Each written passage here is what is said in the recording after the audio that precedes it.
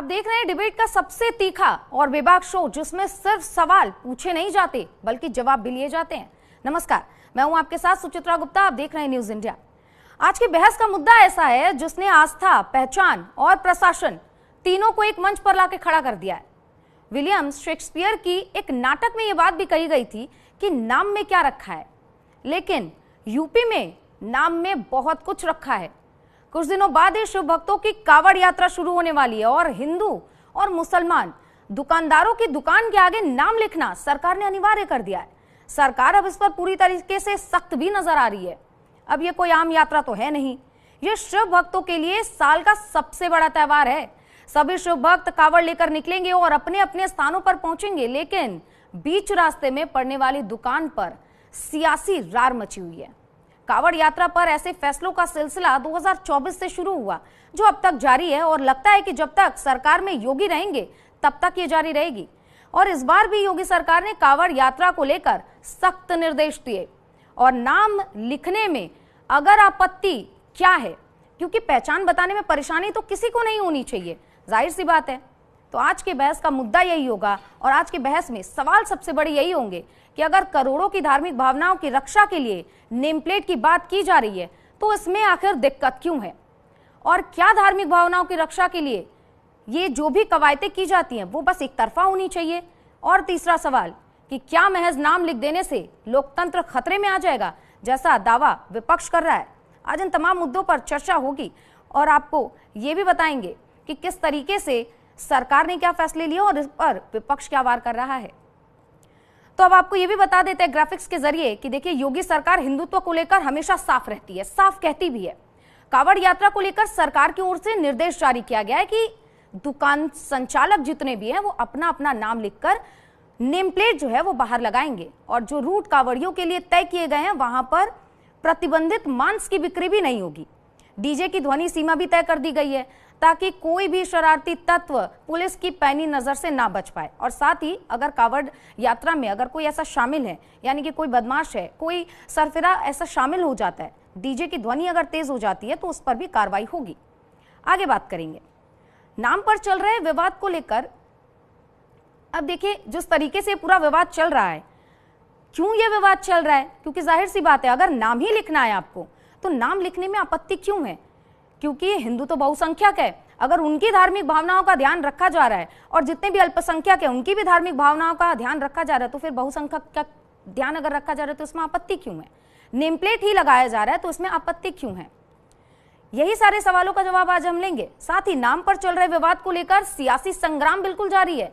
हिंदुवादी नेता इसे सही बता रहे हैं तो कुछ लोग अंदर ही अंदर इसके विरोध भी कर रहे हैं। हिंदुवादी नेता यानी कि साध्वी प्राची ने इस बारे में कहा है कि नाम लिखना सही है, इससे किसी को परेशानी नहीं होनी चाहिए। बिल्कुल लगनी चाहिए। हिंदुओं का ये कावड़ का जो मेला है, ये धार्मिक मेला, शिव के प्रति अनन्य भक्ति का ये एक मेला है। इसमें पवित्रता का विशेष ध्यान रखना चाहिए, क्योंकि बाबा भोलेनाथ के भक्त हरिद्वार नगरी से कावड़ उठाएंगे और रास्ते में नाम बदल करके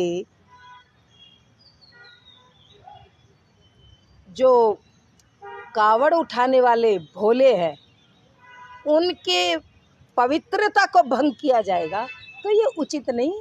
नेम प्लेट होनी चाहिए। इसमें प्रॉब्लम क्या है मेरे भाई? अपना ओरिजिनल नाम बताने में दिक्कत क्यों है? ये दिक्कत नेताओं को हो रही है। ये दिक्कत कुछ न कुछ षड्यंत्र नाम छुपाने के पीछे चल रहा है, उनको दिक्कत हो रही है।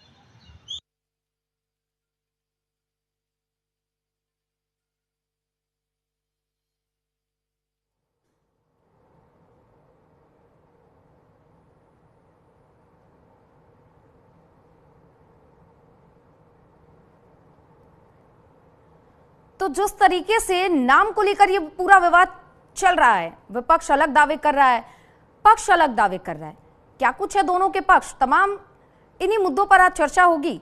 सपा से तेज तर्रार प्रवक्ता रविंद्र सिंह अपना पक्ष रखने के लिए हमारे साथ जुड़ गए और अर्पणा दीक्षित हमारे साथ जुड़ गई हैं, बीजेपी की प्रवक्ता हैं जो अपना पक्ष आज के इस मुद्दे पर इस चर्चा में रखेंगे। बहुत बहुत स्वागत है आप सभी का न्यूज इंडिया पर। तो सबसे पहला सवाल मेरा रविंद्र सिंह जी आपसे होने वाला है कि अगर बहुसंख्यकों की धार्मिक भावनाओं को ध्यान में रखते हुए नाम लगाने की बात की जा रही है, नेम प्लेट की बात की जा रही है, तो इससे समस्या किसे है और क्यों है? मैडम, जब कानून बनता है तो उसमें बहुसंख्यक, अल्पसंख्यक और किसी का अलग हित नहीं देखा जाता है। हमारा संविधान जो बना है भारत के हर व्यक्ति के लिए बना हुआ है। जिस प्रश्न को आपने उठाया है इस पे माननीय उच्चतम न्यायालय ने पिछले साल रोक लगाया था, मुझे लगता है जुलाई में। जी बिल्कुल, 2024 जुलाई में रोक लगाया था, रोक लगाई दी गई थी। पिछले साल भी उन्माद फैलाया गया इस पवित्र यात्रा को लेके, इस साल भी उन्माद फैलाने का प्रयास हो रहा है। जहां तक रही बात नाम लिखने की, तो नाम लिखने के लिए जो तरीके हैं भारत में, वो है एनजीओ जो रजिस्टर्ड होगा वो नाम लिखेगा, या प्रोप्राइटरी जो होगा रजिस्टर्ड नाम से वो नाम लिखेगा, जो कंपनी होगा वो नाम लिखेगा। इसके लिए कोई बाध्यता नहीं कर सकते हैं आप कि हम क्या नाम रखें। जैसे रविंद्र सिंह जी, आपको ये भी पता होगा कि आखिर ये फैसला क्यों लिया गया था। योगी सरकार 2017 से आई हुई है, तब से लेकर 2024 तक ये फैसला नहीं लिया गया, लेकिन 2024 के बाद मतलब उस दौरान ये फैसला लिया गया कि अब नेम प्लेट लगाना जरूरी कर दिया गया। क्यों ये फैसला लिया गया था, जरा इस पर प्रकाश डाल दीजिए। प्रकाश डाल रहे हैं। जैसे भारत का सबसे बड़ा मांस निर्यातक कंपनी है, उसका नाम है अल कबीर, हिंदू चलाते हैं उसको। अल अरेबियन हिंदू चलाते हैं उसको। ये मांस एक्सपोर्ट कंपनी वाली कंपनियां हैं। अब उन्होंने जो योगी आदित्यनाथ की जो राजनीति है वह केवल और केवल उन्माद पे आधारित है। अगर श्री अमरनाथ जी की यात्रा भी शुरू होने वाली है, श्री अमरनाथ जी में अगर मुस्लिम कम्युनिटी न रहे तो जो पवित्र गुफा है बर्फानी, जहाँ बर्फानी महाराज रहते हैं, वहां तक पहुंच पाना भी मुश्किल होगा। हर तरीके की सहायता मुस्लिम समाज करता है। तो क्या योगी आदित्यनाथ जी को संविधान नहीं मालूम, सुप्रीम कोर्ट नहीं मालूम, श्री अमरनाथ जी की यात्रा नहीं मालूम? अगर इस प्रकार का उन्माद भड़काने की कोशिश करते हैं, और जो देश में समरसता है, आज की समरसता नहीं है। संत कबीर मुसलमान थे लेकिन संत थे।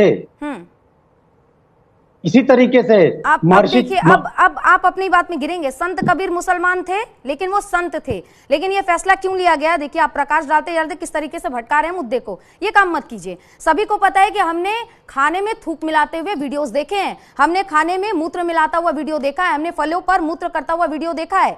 आप इस बात को नकार नहीं सकते रविंद्र सिंह जी।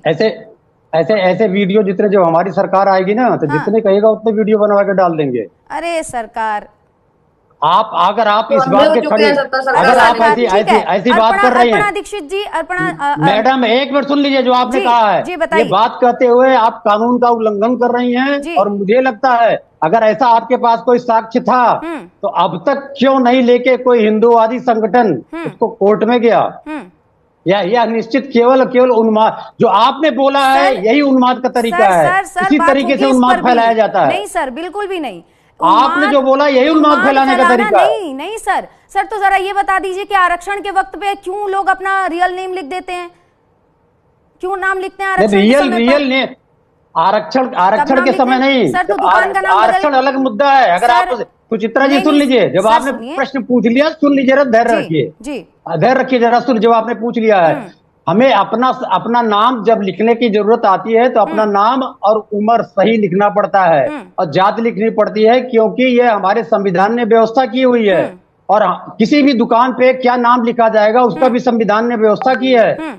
उसमें कहीं ये नहीं लिखा हो गया है संवैधानिक व्यवस्था में कि वहाँ हिंदू नाम लिखेंगे, मुसलमान नाम लिखेंगे, नहीं तो अल कबीर नहीं चल रहा होता, अल अरेबिया नहीं चल रही होती। ठीक है, हमारे साथ बीजेपी की प्रवक्ता अर्पणा दीक्षित भी जुड़ी हुई है, उनसे भी एक बार जवाब ले लेते हैं कि मैम, ये जो फैसला लिया गया है जिसको लेकर अब विपक्ष कह रहा है कि ये संवैधानिक हेरफेर की जा रही है, संविधान खतरे में आ रहा है, लोकतंत्र खतरे में आ रहा है, फैसला लेने का असल मुद्दा क्या है? क्या कारण रहा है कि ये फैसला इस साल भी लिया जा रहा है? देखिए, 2024 में भी जब कांवड़ यात्रा निकली थी तो इन लोगों ने इस मुद्दे को बहुत बड़ी तूल पकड़ा दिया था। मामला फिर सुप्रीम कोर्ट में चला गया, सुप्रीम कोर्ट ने अपना आदेश किया। देखिए, सबसे बड़ा मुद्दा होता है कि हम जब किसी पूजा पाठ को करते हैं तो उससे पहले हमें सनातन व्यवस्था में नहाने और धोने की परंपरा जो दिखाई गई है और शुद्धिकरण के साथ जलाभिषेक करने की परंपरा दिखाई गई है, क्यों दिखाई गई है? उसके पीछे का कारण क्या है, ताकि हमारा मन स्वच्छ रहे, हम अच्छे से काम अपनी पूजा पाठ कर पाए, अपने आराध्य की ठीक से पूजा पाठ कर पाए। और ऐसे ही अच्छे मन से और स्वच्छ मन से हम जाते हैं और अच्छे मन से जाते हैं कांवड़ यात्रा का जल लेने के लिए। माँ गंगा जो खुद में ही स्वच्छता का प्रतीक है, उनका जल हम लेते हैं और उसके बाद महादेव का हम जलाभिषेक करते हैं और अन्य अन्य जगहों पर लोग जलाभिषेक करते हैं अपनी श्रद्धा के अनुसार। और इसी बीच अगर इस तरीके का कोई मामला सामने आ जाता है तो क्या धार्मिक उन्माद नहीं फैलेगा? क्या अगर किसी व्यक्ति ने, किसी मान लीजिए किसी आप अब्दुल ने या फिर करीम ने, किसी व्यक्ति ने अपने कुछ एक शरारती तत्वों ने इस तरीके की, अगर मैं ये नहीं कहती कि सभी करते हैं, मैं क्या कह रही हूँ, कुछ शरारती तत्वों द्वारा इस तरीके का अगर व्यवहार किया गया तो ये बताइए कि क्या ये इस मामले पर पर्दा पड़ जाएगा? क्या लोगों की भावनाओं में आहत नहीं पहुंचेगी? आप तो बात कर रहे हैं एक तरफ की, यहाँ सरकार सोचती है दोनों तरफ की बातें, और सरकार का काम है कि धार्मिक उन्माद ना फैले। सरकार ने ये भी तो निर्देशित किया है कि कांवड़ यात्रा में तेज म्यूजिक नहीं बजेगा, कांवड़ यात्रा में हथियार नहीं होगा। और ऐसा ही नहीं है कि एक पक्ष को लेकर करा गया है, कि दोनों पक्षों की तरफ चल रहा है, क्योंकि दोनों तरफ, एक तरफ दाजिया निकल रहा है, मुहर्रम चल रहा है, दूसरी तरफ कांवड़ यात्रा शुरू होने वाला है और हो रहा है, कुछ लोग निकल भी आए हैं। तो ये एक तरफ के लिए नहीं करा है, सरकार दोनों तरफ से सोचती है और सरकार की ये जिम्मेदारी होती है कि दोनों तरफ के पक्षों को हम सहूलियत कितने से कितनी दे पाए, इस तरफ सरकार सोचती है।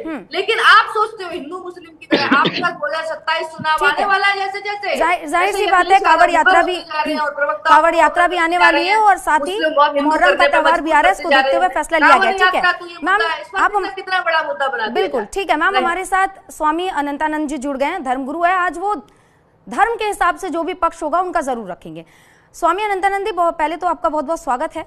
और सवाल यही होगा कि हमारे साथ रविंद्र सिंह जी जुड़े हुए हैं, सपा के प्रवक्ता हैं वो। तो जब मैंने उनसे सवाल किया कि आखिर नाम से दिक्कत क्या हो रही है, तो उन्होंने कह दिया कि संविधान खतरे में है। आप इस चीज को किस तरीके से लेते हैं? क्या संविधान इससे खतरे में आ रहा है, और अगर आ रहा है तो फिर नाम जरूरी क्यों है? पहले तो मैं आपको ऑब्जेक्ट करूंगा सुचिता जी, मैंने नहीं कहा संविधान खतरे में है।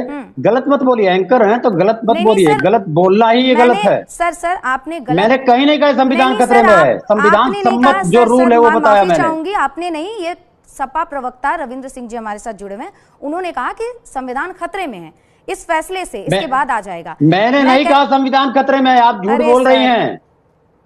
मैंने नहीं कहा संविधान खतरे में, वापस चलाइए, नहीं तो मैं इसको आगे नहीं जाने दूंगा या मुझे बाहर कर दीजिए। आपका झूठ और आपका उन्माद नहीं चलने देंगे। बिल्कुल नहीं बोला मैंने संविधान खतरे में है। सर ये आप ही के विपक्षी नेताओं का बयान है। मैंने नहीं बोला, आपने सर बयान पढ़ना शुरू करो। मत, मैंने नहीं बोला, आप कहिए कि मैंने नहीं बोला है, विपक्षी नेता बोल रहे हैं, बोलिए। सर बने रहिए, बयान पढ़ना शुरू करूंगी फिर मैं, तो फिर आप बोल नहीं पाएंगे। आप बयान पढ़िए, मैंने नहीं कहा। आप बयान पढ़िए, मैंने नहीं कहा। आप माफी मांगिए, आप गलत बोल रही हैं। नेशनल टेलीविजन पे आप झूठ बोल रही हैं। एक एंकर होकर झूठ बोलने का मतलब जानती हैं? पत्रकारिता पे कलंक है, पार्टी की तो पत्रकारिता पे कलंक है। सर आप पत्रकारिता पे कलंक है। 2024 का सर आप इस प्रकार के अगर आप झूठ बोलेगी तो पत्रकारिता पे आप कलंक लगा रही है। और संविधान खतरे में है, लल्लू सिंह ने बोला था संविधान खतरे में है, अनंत हेगड़े ने बोला था, भारतीय जनता पार्टी के, भारतीय जनता पार्टी के लोगों ने बोला था।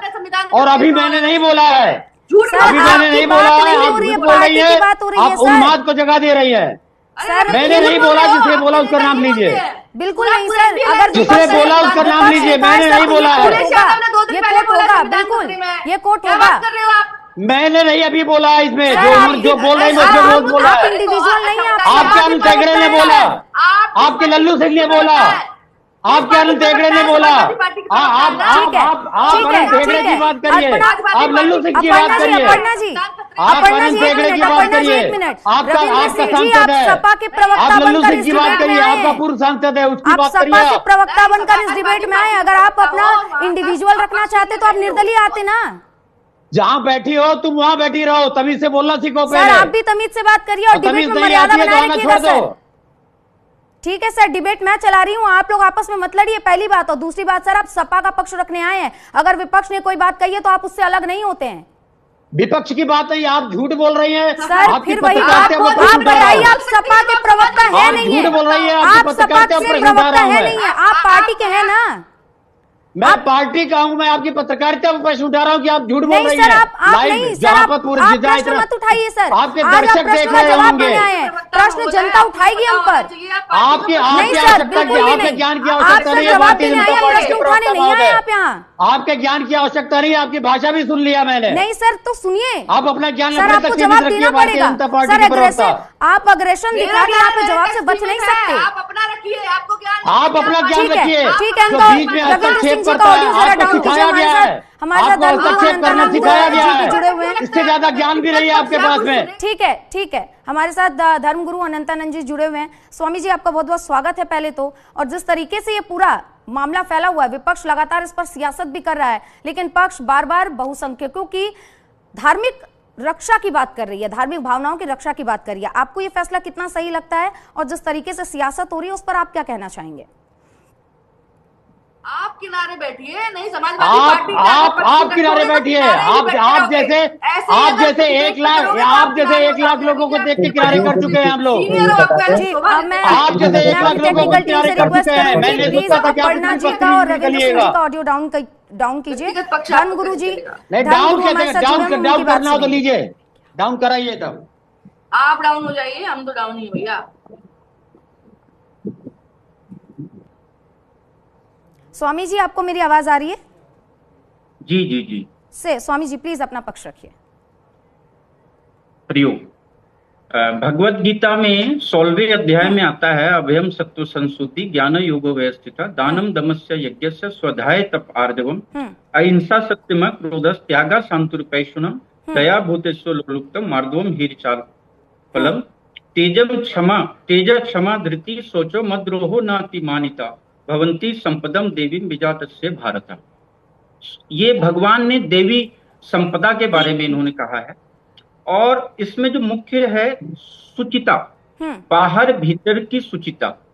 तो हमारा अधिकार है। कांवड़ यात्रा में कई लोग निर्जल व्रत रखते हैं, कई लोग जल पे व्रत रखते हैं, कई लोग फल पे रखते हैं, कई अन्नहारी होते हैं। तो हमारा यह मौलिक अधिकार है कि हम कहाँ खाएं, किससे खाएं और कहाँ पे बैठे और किस यात्रा से हम अपने घर को जाए, ये हमारा मौलिक अधिकार है।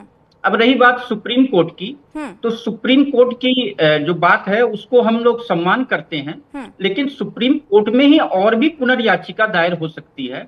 तो बीजेपी के जो प्रवक्ता है या जो भी प्रशासन में है, तो वह पुनर्याचिका भी दायर कर सकते हैं, ट्रिपल बेंच की भी मांग कर सकते हैं ताकि सुनवाई की जाए। देखिए, अपनी पहचान छुपाने से क्या होगा? क्या आप लोगों को धोखा देना चाहते हो? मेरा नाम अनंतानंद है, अपर्णा जी है, उनका नाम अपर्णा जी है, वो अपनी पहचान नहीं छुपा रही हैं। आप माननीय है या मौलाना मुजाहिद हुसैन साहब है, कपिल मेहरा जी है, ये अपनी पहचान नहीं छुपा रहे हैं। तो कोई अपनी पहचान क्यों छुपाए? हम यह पर्व जो करते हैं यह अनुष्ठान के रूप में करते हैं, और कोई ना कोई सिद्धि तभी मिलती है जब उसमें शुद्धि होती है। बिना शुद्धि के सिद्धि नहीं मिल सकती है। तो अनुष्ठान है, किसी की मनोकामना है, किसी को भक्ति प्राप्त करनी है, तो आहार का बड़ा ही हमारे जीवन में, हमारे शरीर में, मन में, मस्तिष्क में प्रभाव पड़ता है। ऐसी कहावत भी है, जैसा खाए अन्न वैसा होए मन, जैसे पिए पानी वैसे होए वाणी। तो मैं यह चाहता हूं कि सभी से प्रार्थना करता हूं, हमारा कोई दुश्मन नहीं है, वो भी हमारे इसी भारत देश के वासी है। तो मैं ये चाहता हूं कि आप अपनी पहचान छुपा के क्यों रखना चाहते हो? भाई, अगर हमको खाना होगा तो आपके पास भी खाएंगे, और नहीं खाना होगा तो हम अपने भाइयों के पास भी नहीं खाएंगे। तो क्योंकि हमारा व्रत है तो हम नहीं खाएंगे। तो इसीलिए मेरी प्रार्थना है आपके चैनल के माध्यम से कि कोई अपना पहचान ना छुपाए। क्यों पहचान छुपाना? आपको क्या करना पहचान छुपा के? क्या सिद्ध करना चाहते हो? ठीक है, ठीक है।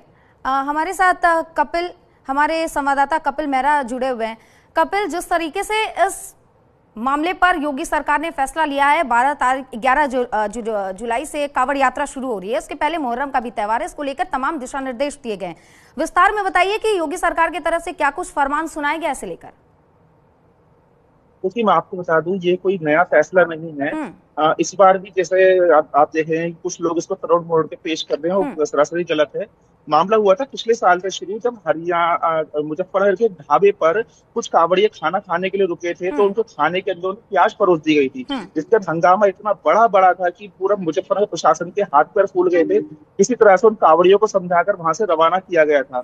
उस वक्त ये मांग उठी थी कि कावड़ रूट पर जितने भी ढाबे पड़ते हैं, चाहे वो चाय की दुकान हो, फल की ठेली हो, खाने के होटल हो, जब अन्य जो व्यवसाय कर रहे हैं जिसका संबंध कहीं ना कहीं जाकर कावड़ियों से होता है, वह अपनी पहचान लिखेंगे, अपना असली नाम लिखेंगे। उस रियलिटी चेक में ये भी पाया गया था, जब आपने दुकान पे नाम लिखा हुआ है माँ दुर्गा, लेकिन जब उनकी पेमेंट करने के लिए उनके बार कोड को स्कैन करा गया तो नाम निकला विशेष धर्म समुदाय से जुड़े हुए व्यक्ति का।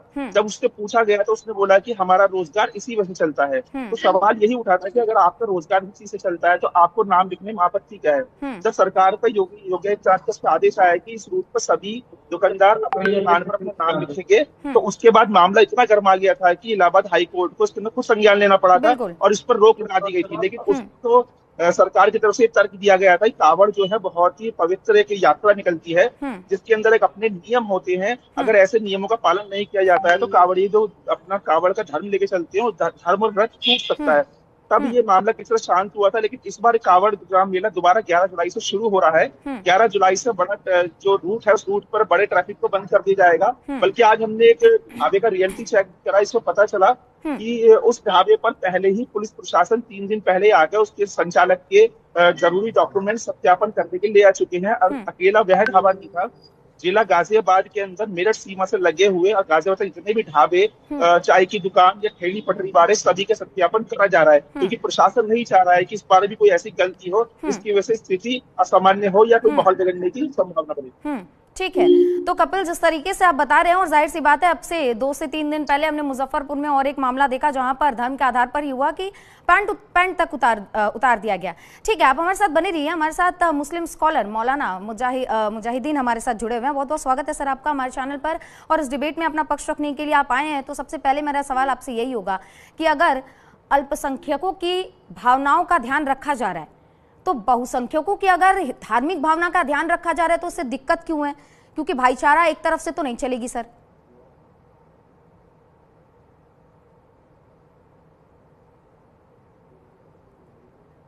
सर आप शायद म्यूट है, आप खुद को अनम्यूट कर लीजिए, आपकी आवाज नहीं आ रही। ऐसा नहीं है, दोनों समुदाय को एक दूसरे की भावनाओं का ख्याल रखना चाहिए। और अगर मैं ये जानता हूं कि अगर हमारे हिंदू भाई इस चीज पर जोर दे रहे हैं कि ढाबे के ऊपर, ढाबे के आगे आप अपना असली नाम लिखिए, तो मैं ये समझता हूं कि नाम लिखने में तो कोई परेशानी नहीं होना चाहिए। बिल्कुल,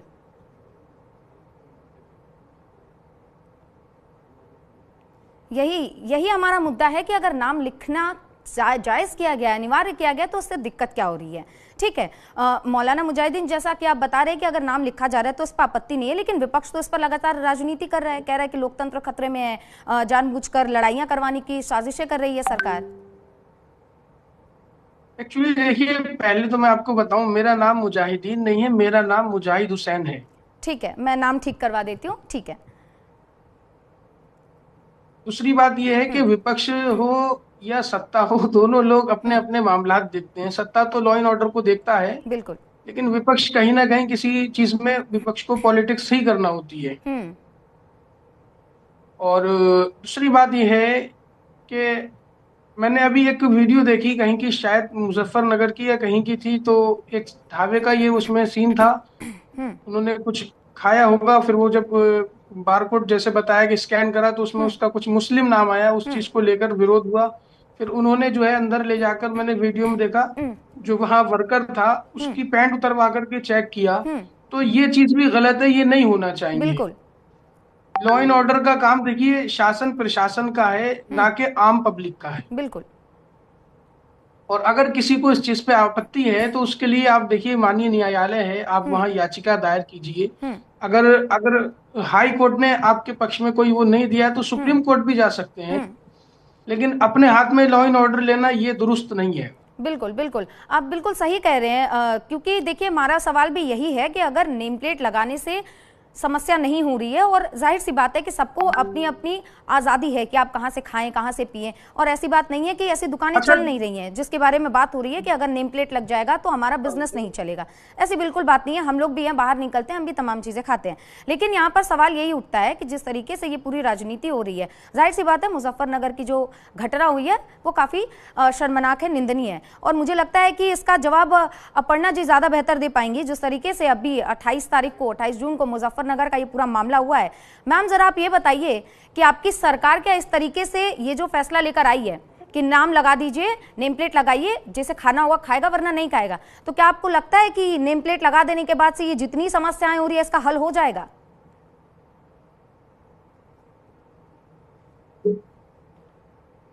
मैम आप म्यूट हैं, आप खुद को अनम्यूट कर लीजिए।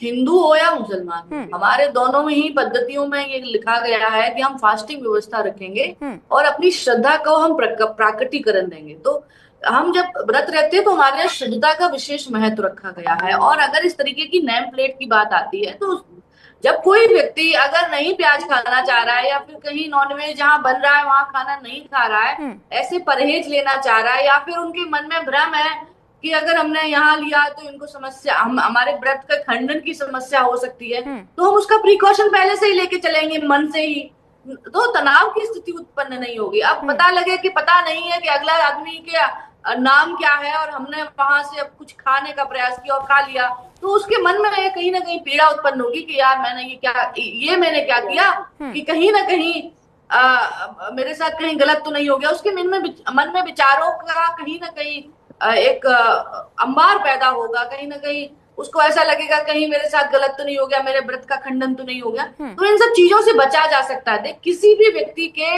मन के महत्व को रखना जरूरी है, क्योंकि दोनों ही धर्म सरकार के लिए महत्वपूर्ण है। खास तौर से कांवड़ियों के लिए जब से भारतीय जनता पार्टी सरकार आई है तब से उन्हें, पहले की सरकारों में कांवड़ यात्रा पर पत्थरबाजी हुआ करती थी, आने वाले टाइम में आप देखोगे कि धीरे धीरे उसे खत्म किया गया है। और धार्मिक उन्माद पैदा हुआ करता था, उसे खत्म किया गया है। लॉ एंड ऑर्डर मेंटेन किया गया है। ऐसे ही आप देखेंगे कि लॉ एंड ऑर्डर मेंटेन रह सके उसकी तरफ ये ठीक है सरकार क्या कर रही है, ठीक है सरकार क्या कर रही है इस बात पे बाद में आएंगे। क्योंकि अभी मेरा सवाल आपसे सिर्फ इतना सा था कि जो ये फैसला लिया गया है, क्या सरकार इस बात की गारंटी लेती है या प्रशासन इस बात को एकदम से सिक्योर करेगा कि ये करने के बाद से जो घटना हमने मुजफ्फरनगर में देखी और इसके पहले जिस तरीके से साल भर पहले ये पूरा मामला हुआ था, ऐसी घटनाएं दोबारा नहीं होंगी? इस बात पर कितनी सिक्योरिटी सरकार की है और कितना सिक्योर आप अपने प्रदेश की जनता को इस पूरे मामले पर देंगे, सिक्योरिटी देंगे? देखिए, सरकार की तो यही जिम्मेदारी होती है और अपनी ये जिम्मेदारी मानते हुए सरकार हर कदम उठा रही है। और मेरा ये मानना है कि भारतीय जनता पार्टी की सरकार किसी भी धार्मिक उन्माद को न फैल सके, इसमें हमेशा अव्वल ही आई है और जनता के बीच में इस तरीके का रोष पैदा नहीं होने दिया है और इस बार भी नहीं होने देंगे। कांवड़ में हम लोग बहुत महत्व रखते हैं, कांवड़िए हमारे लिए बहुत महत्वपूर्ण है और भारतीय जनता पार्टी और पूरा परिवार उनके साथ खड़ा रहता है। और आने वाले समय में आप देखोगे कि धीरे धीरे इस तरीके की हमारी जो आस्था है वो बढ़ रही है और कहीं ना कहीं युवा जागृत हो रहा है। तो ये भी बहुत जरूरी है सनातन व्यवस्था के लिए कि अपनी सभ्यता के बारे में, अपने बारे में लोगों को जानकारी हो, रुचि पैदा हो। ठीक है, तो जब सरकार है तो मतलब यही है कि ये करना भी एक प्रयास ही है, ये कोई गारंटी या कोई सिक्योरिटी नहीं है परमानेंट, इसका कोई सोल्यूशन भी नहीं है। मुझे लगता है आपका 100% गारंटी है और मैं गारंटी के साथ कह सकती हूँ ये नेम प्लेट लगाने का जो ये महत्वपूर्ण कार्य किया गया है वो इसीलिए किया गया है कि किसी भी तरीके का धार्मिक उन्माद न फैले आपस में, दोनों ही पक्ष आराम से रहें, वो अपना मुहर्रम आराम से मनाएं, हम अपनी कांवड़ यात्रा आराम से निकालें। ये उसी की उठाया गया एक सजग कदम है, एक सकारात्मक कदम है। अपर्णा जी, आज 1 जुलाई है, 1 जुलाई को आपका ये स्टेटमेंट मैंने नोट कर लिया है कि इस बात की गारंटी आपकी है कि कोई उन्माद इसके बाद से नहीं फैलेगा। ठीक है, हमारे साथ हमारे धर्मगुरु बने हुए अनंतानंद जी। अनंतानंद जी, हमने एक कहावत हमेशा सुनी है कि मन चंगा तो कठौती में गंगा।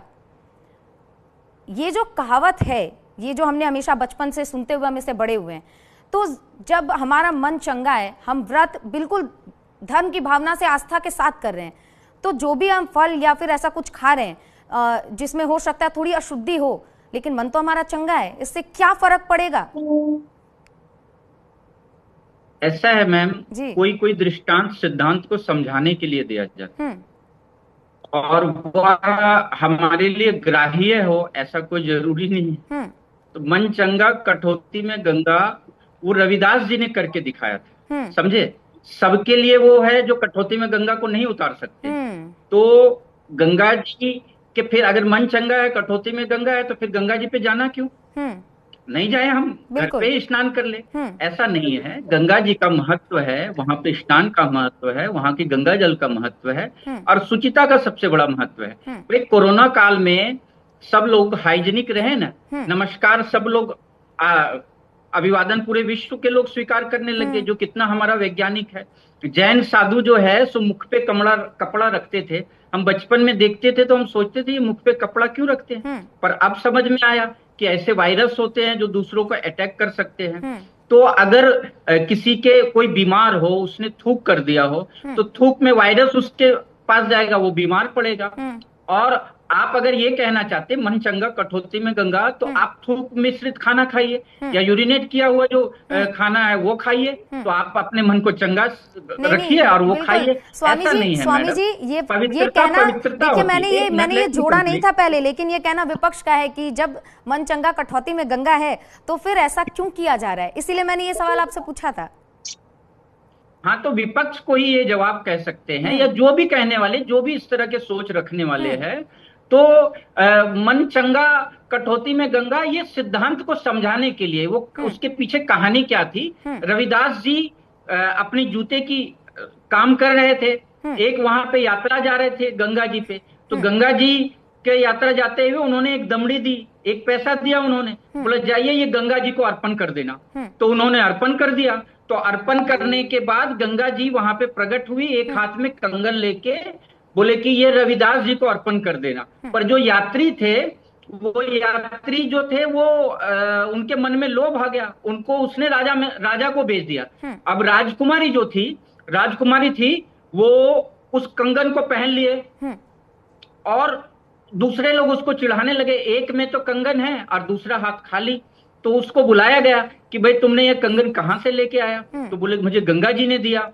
फिर वो बोले कि दूसरा भी लेके आओ, तो बोले नहीं ये झूठ है, गंगा जी इसको थोड़े देंगे। तो फिर वो बात आ गई रविदास जी ने, तो रविदास जी के जो सामने पानी का कठौता था उसमें उन्होंने एक पैसा डाला और वहां पे गंगा मैया प्रकट हुई और दूसरा कंगन दिया। ये जग जाहिर है, तो रविदास जी कर सकते हैं, सभी लोग मन चंगा तो कठौती में गंगा, ऐसा नहीं हो सकता है। गंगा जी का महत्व था, है और रहेगा, और हमें शुचिता रखने का हमारा मौलिक अधिकार है। और जिनको लगता है मन चंगा तो कठौती में गंगा, तो वो आके अपने खाने में थुकवाए, उनका मन चंगा रहे। मैं तो ऐसा कहना चाहता हूँ। ठीक है, जाहिर सी बात है। तो जिस तरीके से दर्शकों, देखिए आप भी, जब ये मुद्दा आज उठा है इसीलिए हमने इस पर चर्चा रखवाई है कि आखिर सरकार किस मंशा के साथ इसे लागू करना चाहती है, विपक्ष क्या मंशा रखना चाहती है, और साथ ही साथ जिन विशेष समुदाय की भावनाओं को आहत करने की बात की जा रही है, बिजनेस बंद करवाने की बात की जा रही है, टारगेट करने की बात की जा रही है। इसीलिए हमने मौलाना मुजाहिद को भी यहाँ पर इन्वाइट किया है ताकि वो अपना पक्ष भी रख सके। साथ ही साथ हमारे सहयोगी कपिल मेहरा हमारे साथ लगातार बने हुए हैं। कपिल, आप भी इतनी देर से हमारे चर्चा को सुन रहे हैं और जिस तरीके से पक्ष विपक्ष इस पर राजनीति कर रहा है, और पिछले दिनों में हमने कई ऐसे मुद्दे भी देखे हैं इस दौरान, आप किस तरीके से सारी चीजों को देखते हैं? और जो सरकार ने ये फैसला लिया है, क्या लगता है? आप जमीनी स्तर पर लोगों से मिलते हैं, बातचीत करते हैं, आपको क्या लगता है, लोगों का क्या कहना है, कितना सही है सरकार का ये फैसला? देखिए, जहां तक मेरी बात हुई थी दिव्यस्नान मठ मंदिर में आने वाले श्रद्धालुओं से, उनका सिर्फ एक ही कहना था कि सरकार ने जो फैसला लिया है स्वागत योग्य है, क्योंकि हर किसी को अपने धर्म की प्रतीति के अनुसार मानने का अधिकार है। अब आपने बात करी, जैसे कि मैं मौलाना साहब हमारे स्टूडियो में मौजूद है, कनेक्ट है हमारे साथ। अब जैसे इनका मुहर्रम का जुलूस निकल रहा है, मुहर्रम का जुलूस गाजियाबाद के पुराने शहर के क्षेत्र में निकलता है, जहाँ पे हिंदू, मुस्लिम और सिख और बाकी धर्म के लोग भी रहते हैं, तो उनका फूल डाल के स्वागत किया जाता है। अब बात रही कावड़ यात्रा की, कावड़ यात्रा जो है इसका जिक्र पुराणों के अंदर है कि आप सावन के महीने के अंदर जल हरिद्वार से हर की पौड़ी से जल लेकर आएंगे और भगवान महादेव का आप उससे जल अभिषेक करेंगे तो आपको पुण्य की प्राप्ति होगी। लेकिन उससे बहुत कठिन नियम और व्रत होते हैं। अब कोई भी व्यक्ति कावड़िया नहीं चाहेगा कि वो 300 किलोमीटर पैदल चल के जा रहा है और किसी गलती की वजह से जल खंडित हो जाए, किसी की भूल चूक या जानबूझ से करी हरकत से उसका व्रत जो खंडित हो जाए। लेकिन ऐसा हमने पीछे भी देखा था, कई बार कांवड़ रूट के ऊपर ऐसी कुछ कोशिशें करने की कोशिश करी गई थी। जैसे कि देवबंद एक क्षेत्र पड़ता है, अभी कुछ वर्ष पूर्व वहां पे जब कांवड़ियों का गाड़ी निकल रही थी, तो वहां पर एक विशेष समुदाय के बुजुर्ग ने शुभ होकर गाड़ी की छलांग लगा के आत्महत्या कर ली। लेकिन वहां पर जो सामाजिक तत्व थे, उन्होंने ये हवा उड़ाई वहां पर कि कांवड़ियों ने हमला करके उस व्यक्ति को मार दिया है। वो तो पुलिस प्रशासन बहुत सजग था, जिसके पास सारे वीडियो एविडेंस थे, जिस वजह से बड़ा हादसा, बड़ा धार्मिक उन्माद फैलने से उन्होंने रोक लिया। अब बात आई कांवड़ की और मुहर्रम की। मैंने यहाँ पर काफी लोगों से बात की, तो उन्होंने यही बताया कि वो अगर मुहर्रम का जुलूस होता है या रोजे होती है, तो वो अपने हिसाब से बनाते हैं, हम उसमें दखल नहीं देते हैं। कई बार ऐसा भी हुआ है कि जुमे की नमाज होली वाले दिन पड़ती है, तब भी लोग होली का रंग 3 बजे पहले खत्म कर देते हैं कि जुमे की नमाज में जो नमाजी जा रहे हैं उन्हें कपड़े खराब ना हो। लेकिन बार बार एक ही चीज देखने के लिए आती है कि जब कोई हिंदू धार्मिक त्योहार, रैली या कोई कीर्तन इस तरह के होते हैं, उन पर कभी पथराव हो जाता है, कभी उसको शुभ करने की कोशिश करी जाती है, खाने में मिलावट करी जाती है। आप कांवड़ वाले रूट पे देखेंगे, लगभग पिछले 1 साल के अंदर 7 से 8 वाक्य ऐसे आ चुके हैं जहां ढाबे पर तंदूर संचालक रोटी को ठोक कर रोटियां बना रहा था। तो इस फैसले पर सरकार ने कोई बड़ा फैसला लिया है, इसको देखते हुए तो शायद उस सुरक्षा और जो व्यवस्था ना बिगड़े, किसी भी धर्म को लेकर आपस में टकराव ना हो, उसको लेकर ये एक अच्छी पहल है और ये मेरे ख्याल से होनी भी चाहिए। ठीक है, तो जाहिर सी बात है कपिल, आप ग्राउंड पर मौजूद हैं, तो इसे लेकर आपने तमाम जानकारियां भी साझा की कि किस तरीके से जो जनता है उत्तर प्रदेश की इस फैसले को एक्सेप्ट कर रही है। हमारे साथ मौलाना मुजाहिद लगातार बने हुए हैं। जिस तरीके से आप भी सुन रहे थे, कपिल मेहरा बता रहे थे कि 7-8 केसेस ऐसे आए जहां पर खाना थूक के परोसा जा रहा है, कोई उस पर मूत्र का विसर्जन कर रहा है।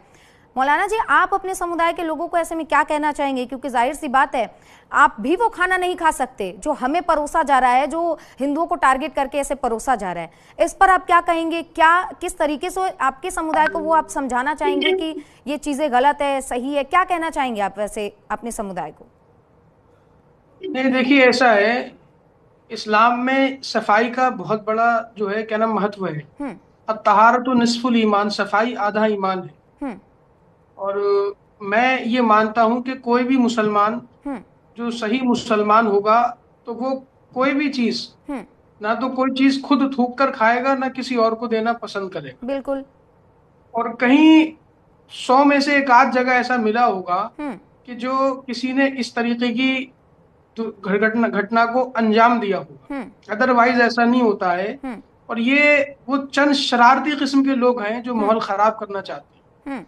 और ये दोनों तरफ है, ऐसा नहीं है कि सिर्फ मुसलमान ऐसा कर रहे हैं, हमारे हिंदू भाई भी ऐसा कर रहे हैं। और ऐसा भी अभी बहुत बड़ा एक जो मंदिर है, वहां जो चर्बी मिलाई गई थी, आपके सामने वो आया होगा वीडियो, सब लोगों ने देखा होगा। तो ऐसे किस्म के जो इस किस्म के लोग हैं, शरारती किस्म के, उनसे मैं ये गुजारिश करूंगा कि अपने मुल्क के माहौल को खराब ना करें। और ऐसा करके उनको भी कुछ हासिल नहीं है, भी कुछ नहीं इसमें हासिल है सिवाय हिंदुस्तान का, हमारे मुल्क का माहौल खराब होने के कुछ हासिल नहीं है। तो ऐसे लोगों को इस किस्म की कोई भी घटना को अंजाम नहीं देना चाहिए, इससे बचना चाहिए। और ना जब आप किसी चीज को खुद पसंद नहीं करेंगे तो दूसरे के लिए कैसे पसंद कर सकते हैं? बिल्कुल, यही मैं चाहती थी कि जिस तरीके से आपने बताया कि बहुत साफ सफाई का ध्यान रखा जाता है, लेकिन जो तस्वीरें निकलकर सामने आती है वो भी आपके सामने है। आप तो इसे कह रहे हैं कि ये गलत है, लेकिन विपक्ष को भी आप सुन रहे थे कि किस तरीके से बता रहे थे कि लोकतंत्र खतरे में आ रहा है इस फैसले से, ऐसा वैसा, ना जाने कितनी अनर्गल बातें इस वक्त इस दौरान कर रहे थे। आप अगर बात करेंगी तो गलतियां दोनों की हैं, विपक्ष की भी हैं और जो पक्ष के जिन लोगों को समर्थन है उनकी भी गलतियां हैं कि वो लोग जाकर पैंट उतार कर चेक कर रहे हैं, ये भी गलत है। लॉ एंड ऑर्डर का काम पुलिस का है। इसी का जवाब अपर्णा जी से ले लेते हैं। बिल्कुल, इसी का जवाब अपर्णा जी से ले लेते हैं। अपर्णा जी, जिस तरीके से मौलाना ने ये बात कही कि पैंट उतार कर चेक किया जा रहा है, इन सब का सोल्यूशन क्या है? आपको लगता है सिर्फ नेम प्लेट लगा देने से सोल्यूशन हो जाएगा? मैम अनम्यूट कर लीजिए। अगर इस तरीके की कोई घटना सामने आई थी तो उस जगह झूठ बोला गया था, ये बताने का प्रयास किया गया था कि हम हिंदू हैं, और ये निरंतर प्रयास किया जा रहा है। जहां भी ये फल विक्रेता होते हैं, जहां भी तो ये धर्म छिपा के हिंदू बन के जो दुकान खोली जाती है, उसका एक और व्यापार हमारा बढ़े ताकि लोग यहाँ से खरीदे सामान। इसका सीधा एक ही प्रश्न बनता है, एक ही समाधान निकलता है कि ये जो भी दुकानदार हैं वो नाम इसीलिए बदलते हैं कि उनकी बिक्री बढ़े, उनका व्यापार बढ़े। दूसरा, अगर कोई इस तरीके का मामला सामने आया था, वो सिर्फ और सिर्फ इसीलिए था कि इन्होंने झूठ बोला था और इस तरीके का काम हुआ था। उन्होंने पैंट उतरवा के चेक किया होगा कि नहीं किया होगा, मुझे ज्यादा जानकारी इस विषय पर है नहीं। अगर इस तरीके का कोई काम हुआ होगा तो डेफिनेटली मुकदमा तो दर्ज हुआ ही होगा। ऐसे किसी भी व्यक्ति किसी को अपमान करने का कोई प्रयास करने वालों को भी छोड़ा या नहीं जाता है, या लॉ एंड ऑर्डर मेंटेन होता है उत्तर प्रदेश में, न कि उसको बढ़ावा दिया जाता है। और ये विषय भी आज मुझे लग रहा है कि ये कांवड़ यात्रा का जो नेम प्लेट वाला जो विषय चल रहा है वो लॉ एंड ऑर्डर को मेंटेन रखा जा सके, दोनों पक्ष आपस में भिड़े ना, दोनों पक्ष आपस में अपने अपने त्योहारों को ठीक तरीके से मनाए, दोनों पक्ष आपस में सौहार्द पूर्वक रहे जिस तरीके से रहते चले आए हैं। तो ये जो लगातार माहौल खराब करने का प्रयास होता है, वोट बैंक की राजनीति करने का प्रयास होता है, वो न हो तो ज्यादा बेहतर होगा। क्योंकि ये उत्तर प्रदेश ने बहुत तरीके के रंग और बहुत तरीके की सरकार है, बहुत तरीके के नेता ऐसे भी देखे हैं जो अपने अपने स्वार्थ के लिए दो पक्षों को आपस में भिड़ाने का काम भी करते आए हैं। तो इन सब से दूरी बना के रखें। हमें खुद ही इतना समझदार अब और सजग हो जाना चाहिए कि जो अल्पसंख्यकों की, मुसलमानों की बात करते हैं, दरअसल उनका अपना खुद का उन्होंने आज तक एक नेता नहीं दिया है। एक नेता था भी, उससे आज तक मिलने नहीं जाते हैं। कल ही आपने सुना होगा कि जिस प्रकार से उनकी मोहतरमा ने आजम खान की जो बेगम है, उन्होंने बोला है कि हमें तो सिर्फ अल्लाह पर भरोसा है, अखिलेश यादव पर भरोसा नहीं है। तो मन कितना खराब होगा उनका कि अखिलेश यादव सुध तक नहीं लेते हैं, ये आप समझ सकती होंगी। तो ये नाम बात तो करते हैं कि हम देखिए अल्पसंख्यकों मुसलमानों के साथ हैं, दरअसल ये है नहीं। अगर होते तो ये इनका नेता देते, अपने साथ बराबरी का अधिकार देते। ना बराबरी का अधिकार दिया है पार्टी में किसी नेता को, मुस्लिम नेता को। जरूर आप इस बात का जवाब जरूर लेते हैं अपर्णा जी, लेकिन रविंद्र सिंह जी डिबेट छोड़कर चले गए हैं, तो इस बात का जवाब तो हम नहीं ले पाएंगे उनसे। लेकिन जिस तरीके से आप कह रही हैं कि आप दोनों के हितों का ध्यान रख रहे हैं, ठीक है, बहुत अच्छी बात है अगर इस बात का ध्यान रखा जा रहा है। और आज 1 जुलाई आपने ये स्टेटमेंट भी दिया है हमारे चैनल पर मेरे सामने ही कि इस बात की गारंटी आप लेती हैं कि आगे इस पूरे मामले पर दंगे नहीं होंगे। ठीक है, हमारे साथ धर्मगुरु भी हमारे साथ लगातार बने हुए हैं, उनसे भी एक बार उनका भी रुख करेंगे। और जिस तरीके से पूरा ये मामला चल रहा है, लगातार धार्मिक भावनाएं आहत होती हैं, कई बार हमने दंगे भी सुने हैं। अभी फरवरी की बात है मेरे ख्याल से, झारखंड के हजारीबाग में दंगा हुआ, 2 बार ही दंगा हुआ 1 महीने के भीतर ही, और यही माहौल चल रहा था शिवरात्रि और उसके बाद फिर रामनवमी के मौके पर यह पूरा दंगा हो जाता है। दंगा क्यों होता है? क्योंकि उस एक पर्टिकुलर इलाके से जुलूस निकाला जाता है। तो ये दंगे की खबरें हमने लगातार सुनी है और हो सकता है इसीलिए कांवड़ यात्रा को लेकर सरकार इस बार ज्यादा सजग नजर आ रही है। अनंतानंद जी, जिस तरीके से सरकार अब इस पर सजग नजर आ रही है, आप इसको किस नजर से देखते हैं?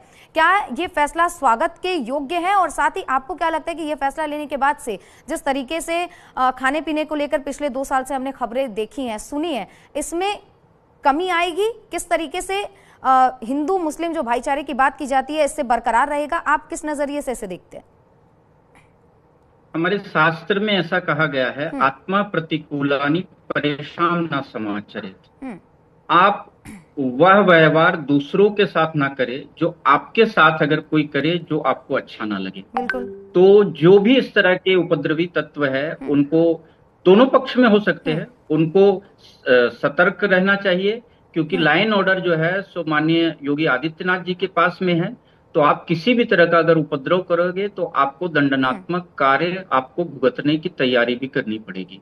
और जो योगी आदित्यनाथ जी के जो फैसले हैं वह स्वागत योग्य है। पूरे विश्व के लोग आज उनको सुनते हैं, मानते हैं, जानते हैं। भारत के सर्वश्रेष्ठ मुख्यमंत्री में से एक हैं और उनकी लाइन ऑर्डर है। जो पहले का उत्तर प्रदेश जो था वो किस तरह का उत्तर प्रदेश था ये पूरी दुनिया जानती है। और आज के समय में उत्तर प्रदेश का टूरिज्म कितना डेवलप हो रहा है, जीडीपी कितना ग्रोथ कर रहा है, ये पूरी दुनिया देख रही है और समझ रही है। तो आज जो हो रहा है वो स्वागत है। और देश भर में शांति व्यवस्था को कायम रखते हुए किसी भी तरह का उपद्रव ना हो, ऐसे भगवान भोलेनाथ के चरणों में प्रार्थना है।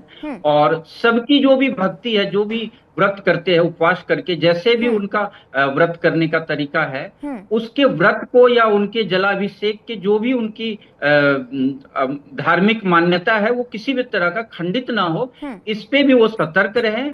और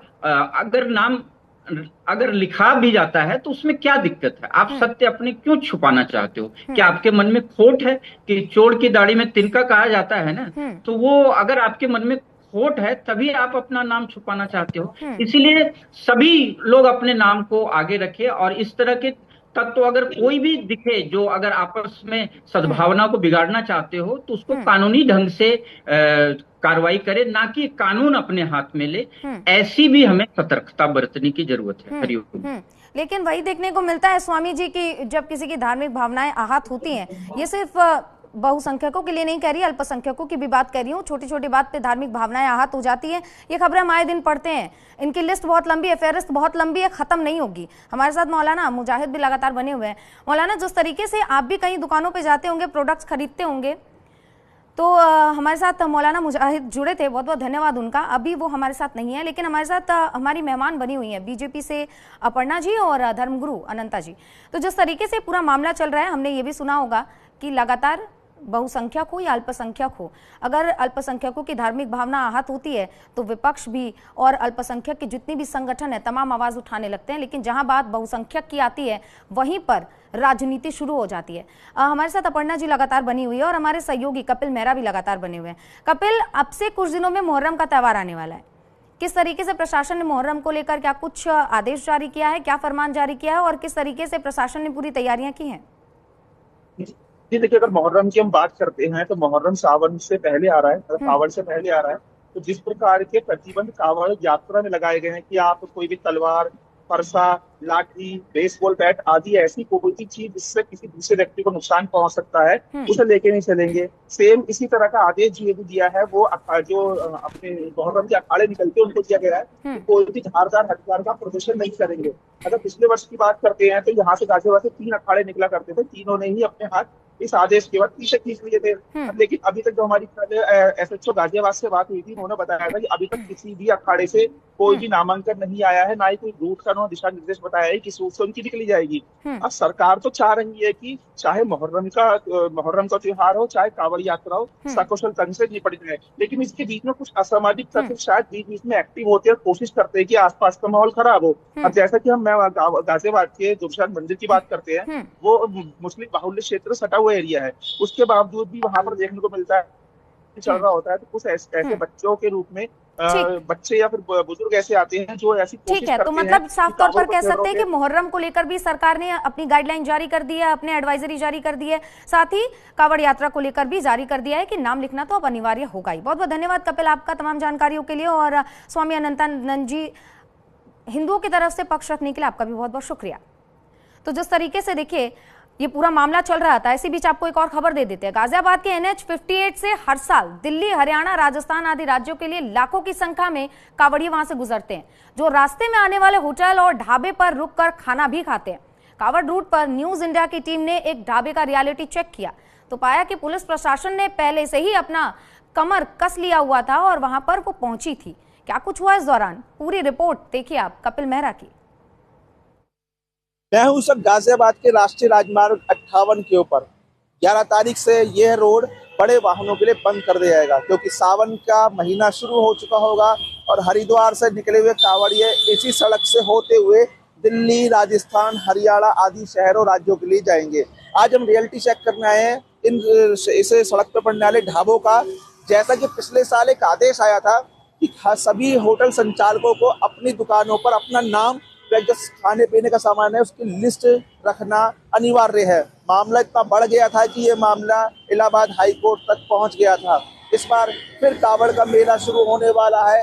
सरकार का आदेश तो नहीं आया, लेकिन अधिकारियों ने अपनी कमर कस ली है।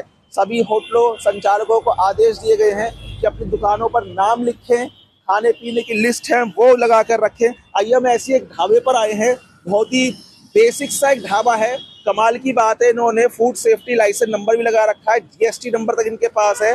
दुकान पे इनका नाम भी मौजूद है, अनिल त्रिपाठी यहाँ लिखा आप देख सकते हैं, और सामने लिस्ट लगा रखी है खाने की। आइए बात करते हैं होटल संचालक, ढाबा संचालक से कि क्यों इस तरह का आदेश इन्हें मिला है या किस तरह की आप कर रहे हैं। जी आपका नाम?